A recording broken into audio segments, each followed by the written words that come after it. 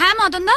কচু পোড়া, তুই এটা কি করলি বলতে কিনি? কেন, কি হয়েছে? আরে এতক্ষণ হয়তো 10-12টা লাশ পড়ে গেছে। লাশ পড়ে এ গেছে? না চরণামৃত আরে নাও। দেখ দাঁড়ি, আমার নিচের পোষণ কাঁপছে, ওপর পোষণ ঘুরছে, তুমি আমার চরণামৃত খাতে এসছো। একটু মুখে নাও, ঠাকুরের কৃপায় তোমার কাপা ঘোরা সব ঠিক হয়ে যাবে। দাও, তুমি তো না খেলে ছাড়বে না, দাও।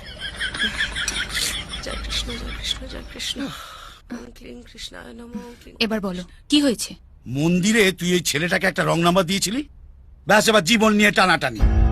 ফোন নাম্বার দেওয়ার জন্য জীবন নিয়ে টানাটানি হবে কেন? আরে তুই জানিস ওটা কার নাম্বার?